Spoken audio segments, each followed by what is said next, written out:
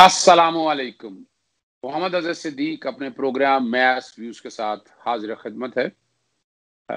امداد حسین شہزاد کے ساتھ پروگرام کئی چلتے رہتے ہیں، تو ایک جگہ ذکر آیا عارف الحق عارف صاحب کا، اور لیکن وہ کچھ انفارمیشن صحیح طرح نہیں آ سکی. رابطہ ہوا ان سے کہ وہ اصل حقائق کیا ہے نواز شریف کے بارے میں وہ جانتے ہیں. پہلے تو ہم ان سے اس بارے میں گفتگو کریں گے، لیکن مختصر سا تعارف آپ کا کراتے چلیں. 52 سال جنگ گروپ سے تعلق رہا ان کا، جیو میں بھی اور جنگ کے ساتھ بھی. سابقہ ڈائریکٹر ہیں جیو گروپ میں، ان لوگوں کے ساتھ وقت گزارا، نامہ نگار رہے، کوڈ رپورٹنگ کی، دانشور رہے، پولیٹیکل سیاست میں بہت زیادہ تعلق رہا. پہلے تو میں خوش آمدید کہوں گا، آج کل امریکہ میں سیٹل ہیں اور وہیں سے میرے ساتھ گفتگو کر رہے ہیں. پہلے تو میں اس بارے میں چاہوں گا کہ وہ اصل حقائق درست کر دے تاکہ تاریخ درست رہے. جی عارف صاحب. اظہر صدیق صاحب، بہت بہت شکریہ، آپ نے مجھے اپنے شو میں لیا. تو میں اصل میں کل 2 دن پہلے واک کر رہا تھا اور آپ کا پروگرام میں سنتا ہوں، اور ان میں سے جو میں 3-4 چیزیں سنتا ہوں اس میں آپ کا پروگرام بھی شامل ہے. تو وہ میں سن ہی رہا تھا، اس میں سرخی تھی ضیاء الحق اور پیر پگاڑا اور نواز شریف. تو اس سے دلچسپی پیدا ہوئی اور وہ میں سن رہا تھا، تو اچانک دیکھا کہ اس میں سنا میں نے کہ میرا نام بھی لیا امداد حسین صاحب نے. وہ ہمارے برخوردار ہیں، ان سے تعلق ہے اور وہ جانتے ہیں مجھے. تو انہوں نے، ان کا شکریہ کہ انہوں نے میرا ذکر کیا. لیکن انہوں نے جو واقعہ بیان کیا کہ وہ وزیر اعلیٰ نواز شریف کیسے بنے، تو اس میں انہوں نے جو واقعہ بیان کیا اس میں ذرا تھوڑا سا حقائق صحیح نہیں تھے. تو میں نے پھر اظہر صاحب سے، ان کا نمبر تھا میرے پاس، تو میں نے ان کو فون کیا اور ان سے پھر بات کی، اور اسی سلسلے میں پھر انہوں نے کہا کہ ہم آپ کو شو میں لیں گے اور اس میں آپ وضاحت کر لیں، اس لیے کہ یہ تاریخ بن رہی ہے اور اس کا حوالے دیے جائیں گے. تو میں نے کہا بالکل درست ہے. تو اس میں وہ واقعہ بیان کر رہے تھے کہ وزیر اعلیٰ کیسے بنے. تو نواز شریف صاحب کا انڈکشن جو ہے وہ تو 81 میں ہو گیا تھا، اور سب سے پہلے وہ وزیر خزانہ کے طور پر آئے تھے.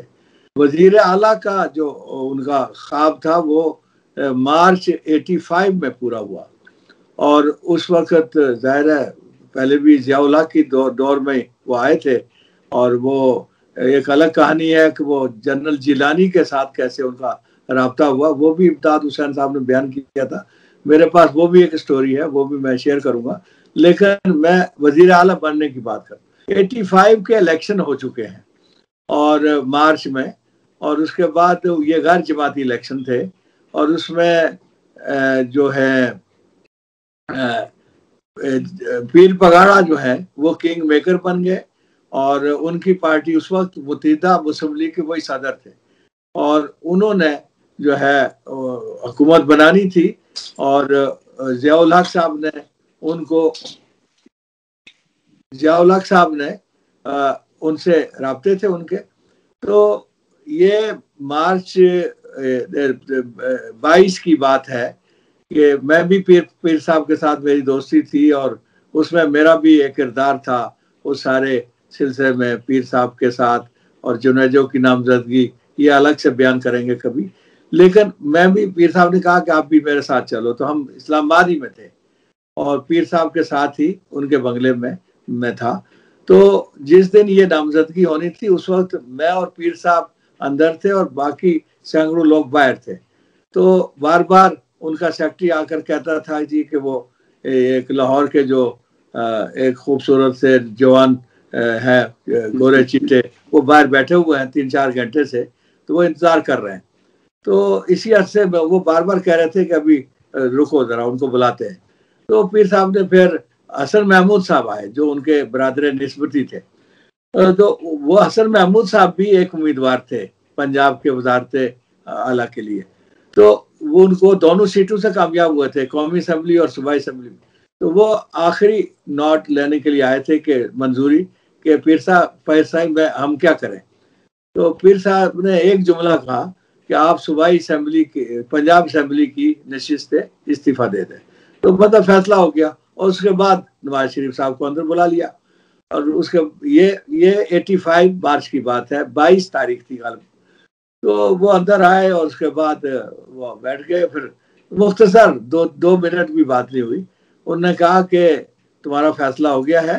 حسن محمود ابھی آئے تھے اور میں نے ان کو کہہ دیا ہے کہ آپ پنجاب اسمبلی سے استعفیٰ دے دیں، اور اب تمہارا راستہ جو ہے وہ کلیئر ہو گیا ہے، لیکن تم میرے نمائندے نہیں ہو، تم ضیاء الحق کے نمائندے ہو، اور ضیاء الحق نے مجھے کہا ہے، تو اس لیے تم وفاداری کرنا، ضیاء الحق سے بھی وفاداری کرنا اور مسلم لیگ سے بھی کرنا، اور خیال رکھنا.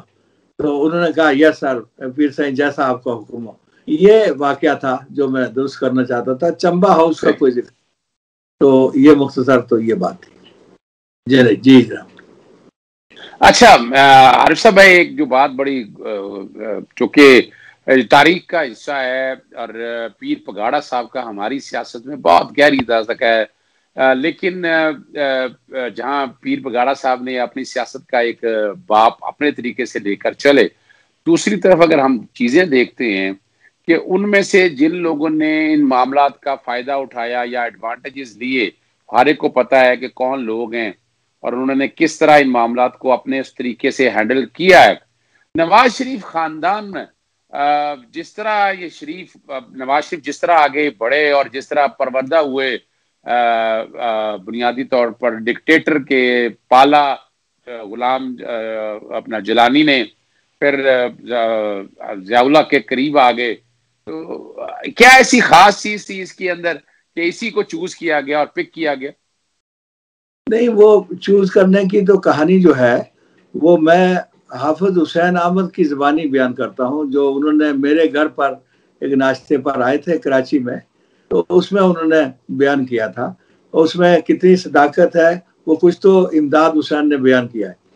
تو وہ کہتے ہیں کہ جب یہ بھٹو صاحب نے ان کی فیکٹری لے لی اور انہوں نے پھر کاروبار دبئی میں شروع کیا، تو ان کا دبئی آنا جانا تھا، تو یہ جاتے تھے دونوں بھائی. تو ایک دفعہ یعنی آپس میں ان کی کوئی ملاقات نہیں تھی جنرل جیلانی سے. ایک دفعہ فرسٹ کلاس میں یہ جا رہے تھے، اور فرسٹ کلاس میں وہ جانتے تھے، یعنی یہ دونوں بھائی نواز شریف اور شہباز شریف دونوں جانتے تھے کہ یہ جنرل جیلانی ہے. ظاہر ہے وہ بہت مشہور تھے اور گورنر تھے، تو ISI کے بھی چیف رہ چکے تھے. تو انہوں نے ان سے رابطہ کرنے کی کوشش کی. وہاں ظاہر بات چیت ہو جاتی ہے، فرسٹ کلاس میں بیٹھے ہوئے تھے. اس طریقے سے ان کا رابطہ ہوا پہلا، اور رابطہ ہوا، اور اس کے بعد حافظ صاحب بیان کرتے ہیں کہ اس کے بعد اس وقت ان کا ایک مکان بن رہا تھا ڈیفینس میں لاہور میں. تو وہ اچانک جو ہے انہوں نے جو ہے وہ کوئی سامان بقول حافظ صاحب کے سریا سیمنٹ یہ وہ وہاں پہنچنا شروع ہو گیا. کہ تو انہوں نے جب جو ٹھیکیدار تھا اس نے کہا کہ یہ سامان کس نے بھیجا؟ انہوں نے کہا یہ جنرل صاحب نے کہا ہے، یہ ہم بھیج رہے ہیں تاکہ یہ جلدی کام ہو جائے. اور جنرل صاحب کو پتہ چلا، انہوں نے کہا بھائی یہ کیا کیا آپ نے؟ انہوں نے کہا ہم آپ سے پیسے لیں گے، ہمارا سریا اور یہ سارا بڑا اچھا ہوتا ہے. تو اس طریقے سے انہوں نے ان کو اپنی طرف کیا، اور پھر دعوتیں شروع ہو گئی اور یہ ہو گیا. پھر شریف صاحب سے ان کے تعلقات ہو گئے. پھر انہوں نے کہا کہ آپ ہمارے ایک بچے کو جو ہے وہ شامل کر لیں.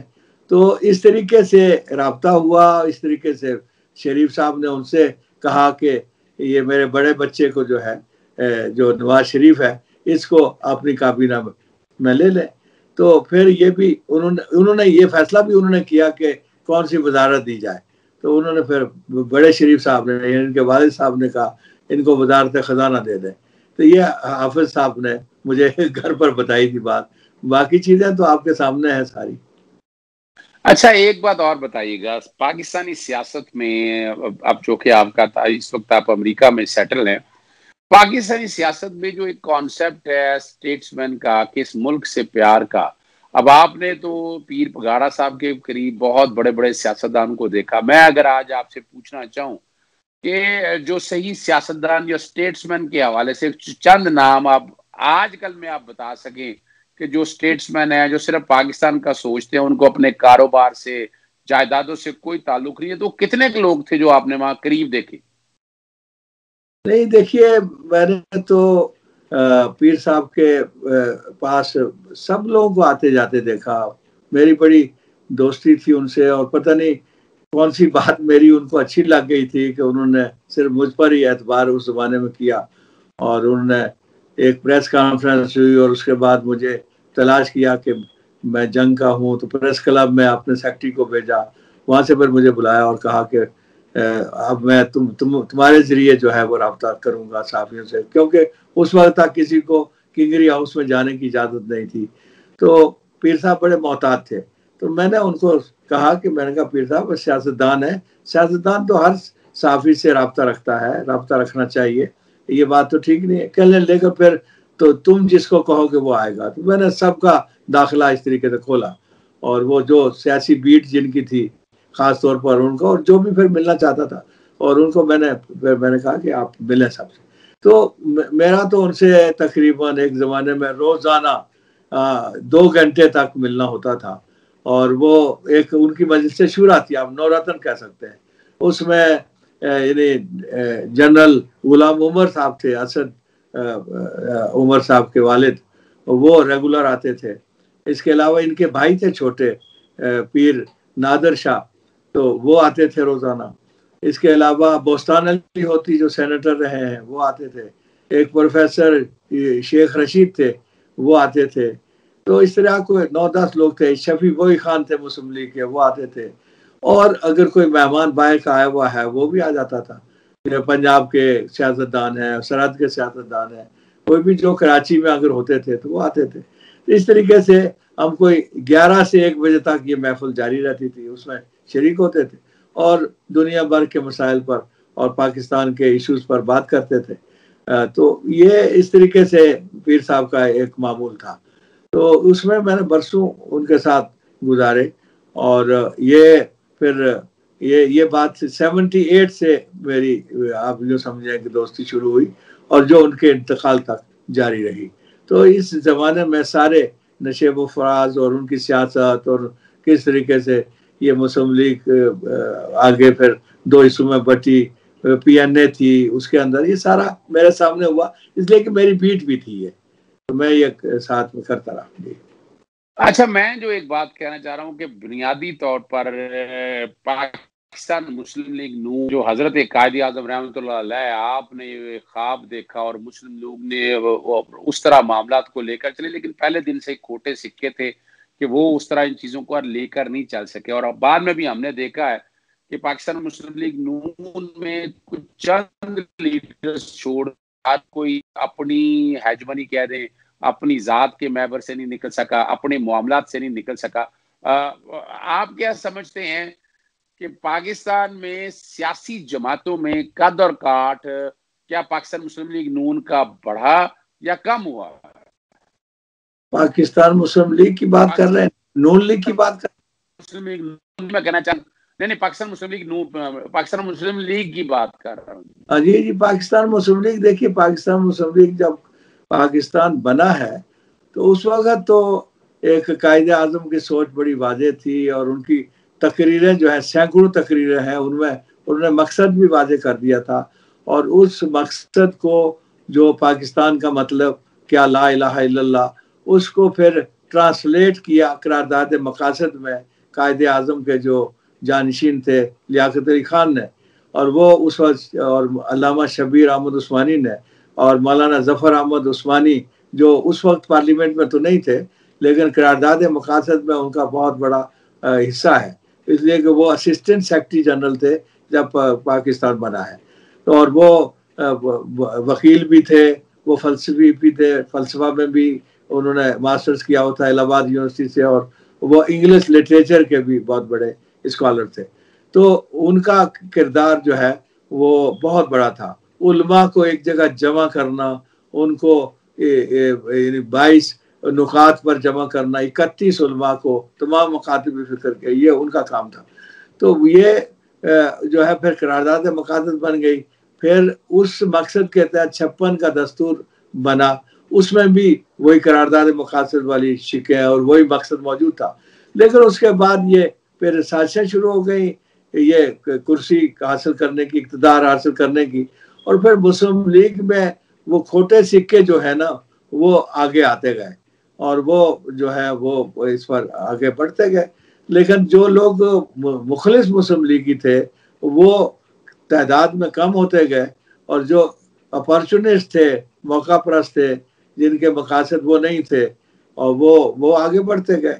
تو یہ لیکن چونکہ خالق جماعت تھی، اس لیے ہر ڈکٹیٹر نے اور ہر شخص نے جس بھی مقصد کے لیے استعمال کیا وہ مسلم لیگ ہی میں آیا. اس نے پارٹی کا نام مسلم لیگ ہی کو رکھا اور اسی مسلم لیگ میں شامل ہونے کا اور اسی مسلم لیگ کو اصلی مسلم لیگ ہونے کا جو ہے وہ دعویٰ کیا. تو یہ اس طریقے سے جی یہ بات آگے بڑھی. اچھا، میں جو کہ زیادہ لمبا پروگرام نہ ہو جائے، جو کہ ابتدائیہ ہے آج آپ کے اس کانٹیکس میں، اب آپ جو وقت آپ نے صحافت میں گزارا اور جس طرح آپ اس معاملات کو لے کے، آپ ابھی موجودہ حالات میں جو صحافت کا معیار چل رہا ہے اس سے مطمئن ہے؟ شارٹ بتائیے گا، ہم پھر باقی باتیں کسی دوسرے پروگرام میں کریں گے. جی اصل میں صحافت جو میرے دور میں تھی وہ صحافت ظاہر ہے وہ پرنٹ میڈیا تھا، اور پرنٹ میڈیا میں اس وقت صحافیوں کے حالات بھی کچھ بہتر نہیں تھے. ان کے جو اوقات کار تو سب ٹھیک ٹھاک کام کر رہے تھے، لیکن ان کی جو ویجز تھیں وہ بہت ہی کم تھی. تو یہ جب سے چینل شروع ہوئے ہیں اور چینل کے بعد یہ صحافت کا پورا ہر چیز معیار ہی بدل گیا. اب وہ پرنٹ میڈیا والے وہ صحافی تو پیچھے چلے گئے، اور جو اینکرز ہیں اور وہ یہ اینکر جو بولنے والے ہیں، جو جن کو میں کہتا ہوں کہ بولنے والی مشینیں ہیں، تو یہ جب سے آئے ہیں اس وقت جو اصل صحافت ہے وہ تھوڑی پیچھے ہو گئی ہے. بہت کم صحافی ہیں جو یعنی پرنٹ میڈیا میں بھی بڑا نام تھے اور اب اینکرنگ میں بھی بڑا نام ہے، وہ کم ہے اور دوسرے لوگ زیادہ آگے آگے ہیں.